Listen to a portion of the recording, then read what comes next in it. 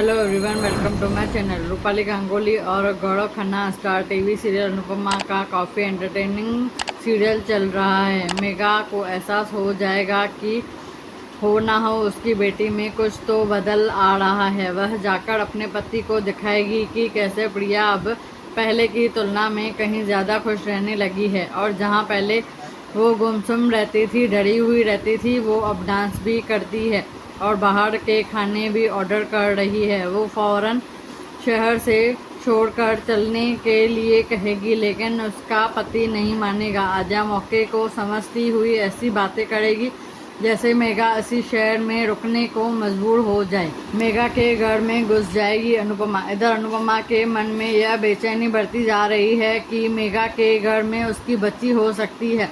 वह मेगा के घर में पहुंचकर उसे बचे हुए पैसे देने के बहाने घर में जाएगी, लेकिन जब मेगा उसे वहां से बेचने की बात करेगी तो अनुपमा चक्कर आने का बहाना करके घर में घुस जाएगी। जब वह पानी पीकर वहां से जाने लगेगी तो अनुपमा अपना फ़ोन गिरा देगी। मेगा और उसका पति फ़ोन उठाने के लिए नीचे झुकेंगे। इसी बीच आद्या पीछे दरवाजे से झांकेगी। लंबे वक्त बाद अनुपमा और आद्या एक दूसरे को देखेंगे और भावुक हो जाएंगे। आद्या को कैसे छुड़ाएगी अनुपमा? अनुपमा चाहकर भी कुछ नहीं कर पाएगी, क्योंकि आद्या उसे चुप रहने का इशारा कर देगी। लेकिन अब वह यह जानती है कि उसकी बेटी इसी घर में रहती है। अनुपमा के दिमाग में अपनी बच्ची का डरा सहमा हुआ चेहरा बस गया है। अब देखना यह है कि वो कैसे आद्या को मेगा के चंगुल से निकालेगी।